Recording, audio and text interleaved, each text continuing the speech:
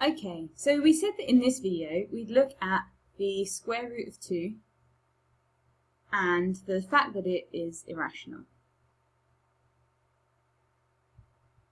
Now there are two ways to show this. The first way is using your calculator. If you put in the square root symbol on your calculator, which for me is a button that has a root with a little box in it, and then you press the button that has the 2 on it, and then you press the equal symbol, the result that you will return is 1.4142, etc., etc. So we get 1.4142, blah, blah, blah, blah, blah. So, because our calculator screens aren't infinitely long, the calculator normally can't show us any more than a few digits. My calculator shows me 1.4142135562. Now, that's not enough to say that it's irrational, because I don't know what happens after this. Does it finish? Does it repeat? So is it a recurring decimal? I can't say. What I can do, though, is I can ask the calculator to change any decimal number into a fraction. So ask the calculator to change the decimal into a fraction. And for most calculators have a specific button that does this. I have a Casio calculator, and on my calculator the button says S double arrow D, double arrow D. And if the decimal number is on my display as the answer, and I press the S double arrow D button, it converts that decimal into a fraction. So if I put into my calculator 0.65, if I press the S double arrow D button, it would change it to 13/20 for me, no problem.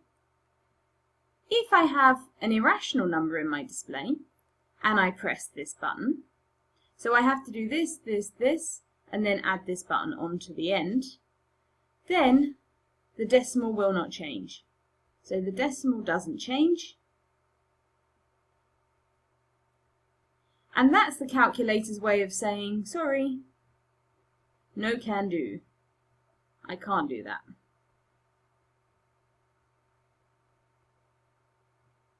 The decimal doesn't change into a fraction, so the calculator can't change it into a fraction. That's the only form it can display that number in. On your calculator, the button might be F double arrow D, and it might not be a first function on the calculator, which means it might be a coloured label above the button, above a different button, in which case you may need to press the Shift button and then another button to access this function. So I'd recommend reading all of the labels on the buttons on your calculator and above them to see if you can find something that looks like this. If not, find the instructions of your calculator, have a look in there and see, or come and bring it to me and I'll try and find it. But the instructions of your calculator will know far better than I do. So we can use our calculator to show that it's irrational. But sometimes it might not be so good to trust the calculator. And so there is the second way, which is a manual way. And on page 16 of your book, there is a proof that the square root of 2 is irrational. It's in a green box. And I recommend you just read it through to familiarise yourself with the ideas and how the proof is structured. I'll also post a video with the links to these videos to a Khan Academy one where Sal Khan explains in English why the square root of 2 is irrational, and he takes the proof through step by step. And what's really nice about that, I have it open here on my screen, hang on, is that underneath the video you can see that there's lots and lots of comments of people who are asking questions about what he means here and what's going on. So I recommend you watch this video too and read through some of the comments, and I'm sure that some of them will match questions that you might have as well. And please make notes about this so that you have a record in your book of how it works, but it's not something I'm going to ask you to learn how to do off by heart. I would rather that you understand the principles more than anything else. You'll notice here, under this video, Sal Khan also has produced a video that proves that the square root of all prime numbers are irrational. And you can also watch this one if you want to, but that's an optional video that you can watch. But knowing this statement, it might be useful in tests, and it's quite often a question that comes up in the Austrian Matura examination about irrational numbers. So it's good to remember that the square root of 2 is irrational, and also the square root of all prime numbers is irrational.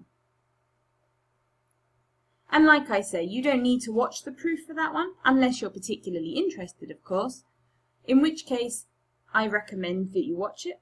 Or if you're not sure about the proof that the square root of 2 is irrational, you can maybe skip to this video as well and see and compare the two and see if this helps with your understanding of this one.